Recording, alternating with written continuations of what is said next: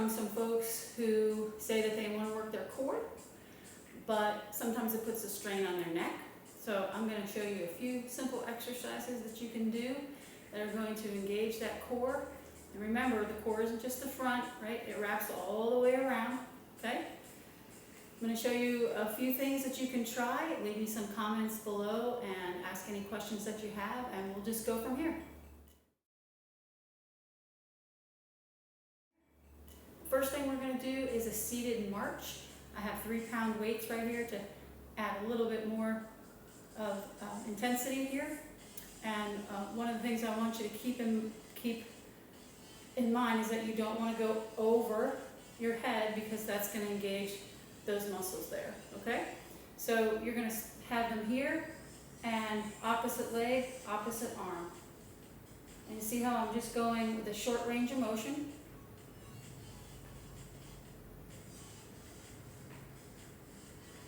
Now, if that bothers your neck, go ahead and hold the weights here, okay? Keep them nice and tight. And as you step out, just do a little butterfly. Make sure you keep those arms nice and tight to your side. Just do a little butterfly right here. And the other thing to keep in mind is that spine is connected along the back of the bench. Every single part of your spine should be touching that bench. There should be no curve at all in your back. Okay, so we're going to do some seated marches with those hands nice and tight, and every time we raise that foot, we're going to open up that butterfly.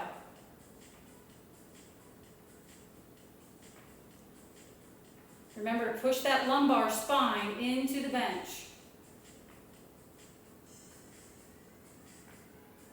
Okay? We're going to go ahead and set the weights down for just a second.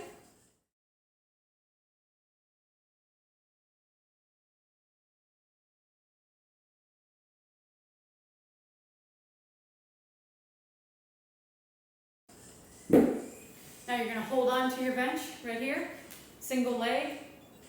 And yes, you are going to feel it in your quad, but you have to use your hip flexors in order to do this motion, which are connected here, okay? And if you notice, I don't let my leg come all the way down. So I start with it parallel. I pull my toe to my shin. I look straight forward. I keep my spine nice and straight through the bench. And again, everything's in contact back there. And we're going to do 10 raises.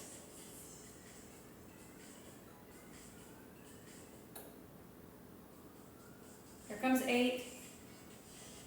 And there's 10. Okay, you're going to drive that non-working leg through the mat. Pull that toe to your shin. Spine is connected to the bench for 10.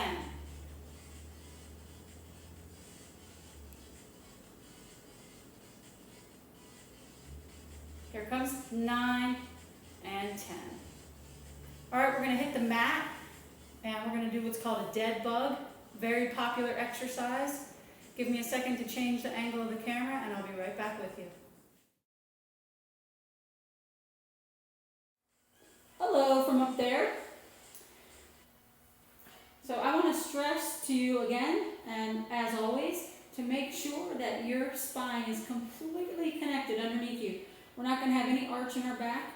We're going to drive our core into the floor. Now that doesn't mean you stuff your stomach in. It means you engage your core muscles and push those muscles down into the mat. For a dead bug, I want to have a 90-degree angle at my hips and my knees. Okay? Arms are going to be straight up here. And when this leg goes down, you open up like scissors. Again, because you have neck pain, you don't have to take this arm all the way back. You can if your body allows you to, but pay attention to your pain threshold. So opposite leg, opposite arm.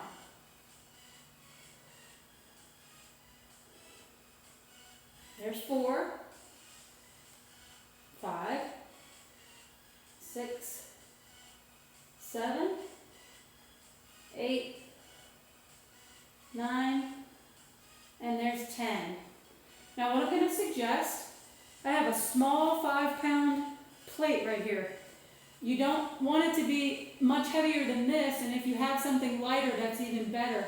You don't want to constrict or restrict your lungs' ability to breathe. But I am going to set this right here to give myself just another kinesthetic reminder to keep everything down, okay? But also, this is a reminder that I don't want to use this part of my body because that's going to strain your neck. So it's reminding me to stay down. Okay, let's do another set of those.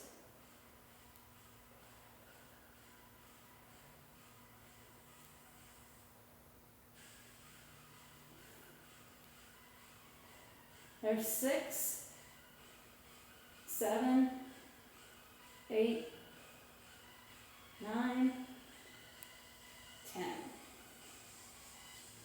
Also, what might work is a Ziploc bag with some flour in it, maybe just a pound of flour just to lay there. 5 pounds might be too much, but it is another thing that you could add that just puts a little bit of kinesthetic reminder to just keep that area of your body down. Okay, we're going to move on to the next one. I'm going to start down here because I want you to be able to see when I get up into what's called a table plank. So you're going to engage a longer part of your core based on how much you're stretched out. I'll show you what I mean. And again, for neck pain, what's going to be super important is keeping that spine as neutral as you possibly can. For a plank, you're going to tighten up every single part of your body except for your hands. Keep those loose.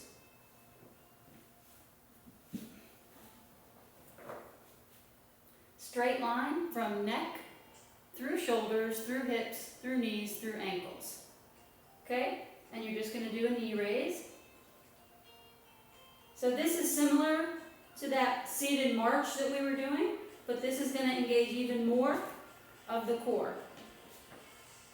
Okay, remember, loose fingers. Keep that straight line all the way through. And just march it up.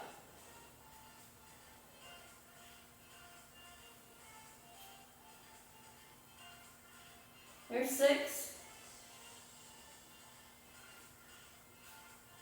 There's 9.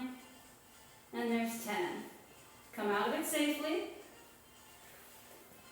And again, with neck pain, you just want to make your movements very slow. Going into an exercise and coming out of an exercise. Just take your time. This is not a race, especially if your neck is hurting. All right, folks, last one here.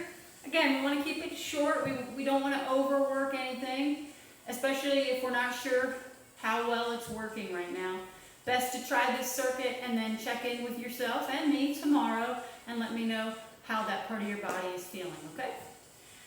So I love rotations, because it's one of the basic movement patterns that we all need to practice and stay fresh, but also because it just feels great. So you got your PHYSIO ball here,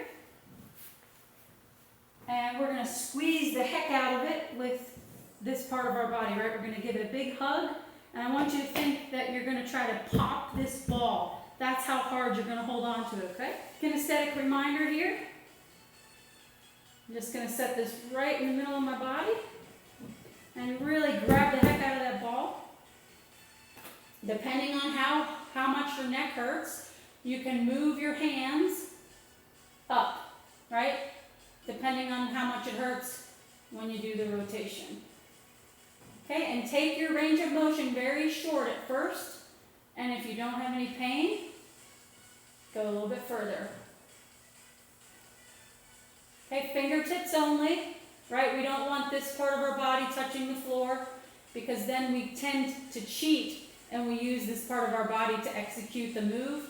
We just want to use those obliques and the side of our core to control the ball back and forth. Again, grab the heck out of this thing like you're trying to pop it. Okay, fingertips only.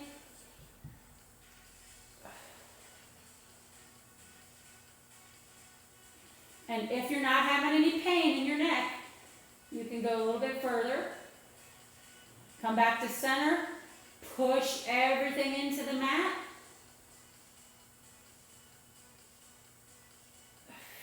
Exhale, come back to center, drive everything through.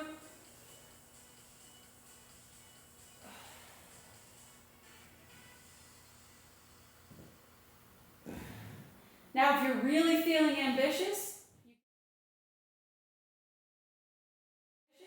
you can take that ball out to the end and do some curls.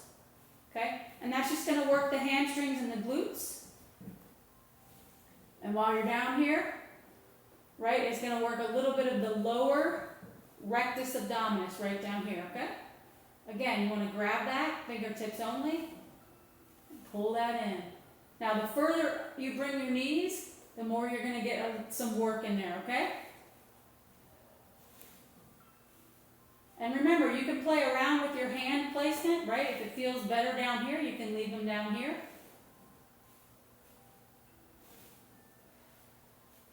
Make this nice and slow. Right here, give it a little extra pull, right? Nice and slow. So the slower you go, the more intensity you add, because you're asking your muscles to work for a longer period of time, right? So this isn't going to do much good, right? It's too fast, okay? Nice and slow. Really squeeze right there and back out. Nice and slow. Really squeeze and slow on the back down.